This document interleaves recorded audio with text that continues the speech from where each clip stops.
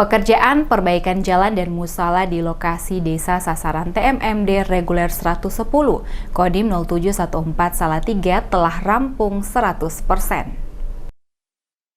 Salah satu sasaran program TMMD reguler ke-110 Kodim 0714 Salatiga, yakni akses jalan menuju makam dan musala, akhirnya rampung.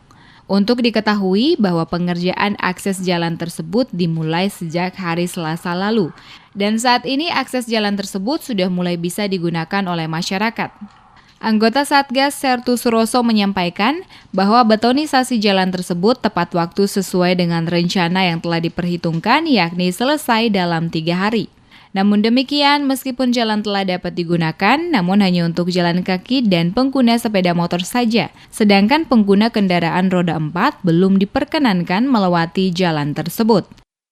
Ya, ini dari pengerjaan dari masyarakat Ketapang, kemarin pelaksanaan dibantu masyarakat, TNI, untuk pengerjaannya jalan ini sampai ujung sana itu sekitar 3 harian selesai. Sangat mendukung sekali warga sini, sangat antusias dengan membangun jalan, ada area musola juga sangat semangat. Intinya masyarakat sini sangat mendukung lah. Artinya jalan ini sudah mulai bisa diakses ya? Udah, untuk jalan ini sudah bisa dilewati, udah keras lah, sudah bisa dilewati. Tapi untuk mobil mungkin belum bisa, mungkin untuk menjaga kekuatannya kan. Paling untuk kendaraan roda 2 udah bisa. Oh, iya. Dan nama dan jabatan dan?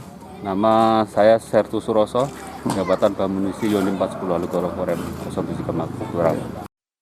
Menurutnya, hal ini agar material yang digunakan untuk membangun jalan tersebut benar-benar jadi. Selain itu, faktor intensitas hujan yang cukup tinggi dapat menghambat kepadatan material tersebut.